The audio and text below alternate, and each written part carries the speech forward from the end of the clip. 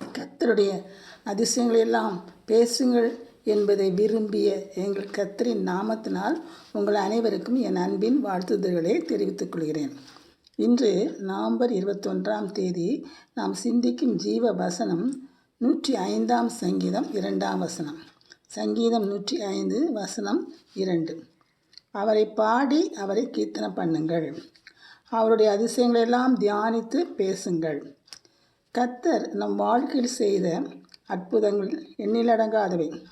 அவ்வாறு நமக்கு கர்த்தர் செய்த அற்புதங்களை விவரித்து சொல்லி அவரை மகிமைப்படுத்துவது நமது கடமை.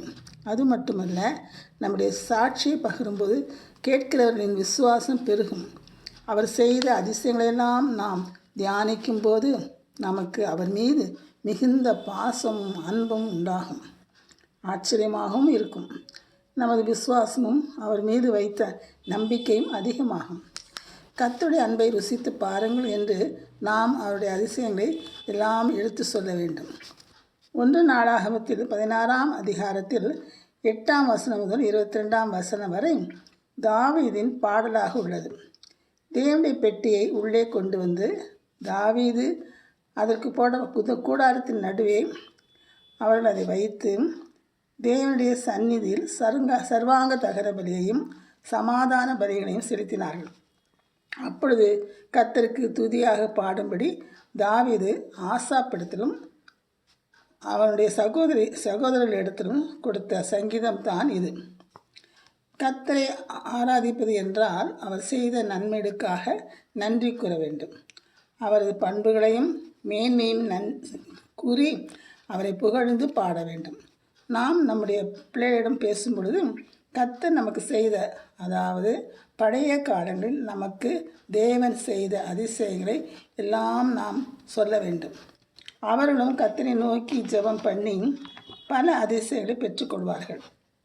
அவர்கள் அதை நம்மிடம் கூறும் பொழுது கர்த்தரை நாம் துதித்து அவர்களையும் துதிக்கும்படி செய்து அறிவுறுத்தி நாம் கர்த்தரை மகிமைப்படுத்த வேண்டும். கர்த்தரை மகிமைப்படுத்த வேண்டும் என்பது நம்முடைய தாவீதினுடைய விருப்பம். கர்த்தருக்கு பயந்தவர்கள் ஒருவரோடு பேசும் கொள்வார்கள். கர்த்தர் கவனித்து கேட்பார். அவர் நமக்கு செய்த அற்புதங்களை அதிசயங்களை எல்லாம் தியானித்து பேச வேண்டும். அவரை பாடி அவரை கீர்த்தனம் பண்ண வேண்டும். அதுவே தாவீதினுடைய விருப்பம். அதனால தான் அவர் கூறுகிறார் ஆசாபிடம் இதை பற்றி இந்த துதி பாடலை சங்கீதமாக கூறுங்கள் என்று கூறுகிறார். இந்த சங்கீதத்தில் அதுதான் இருக்கிறது. அதற்காக நம்ம நன்றி செலுத்துவோம். ஜெபம்.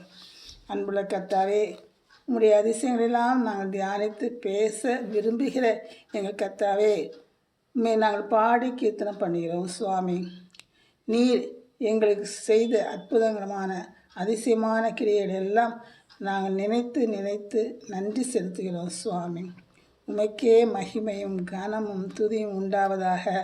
ஆமேன்.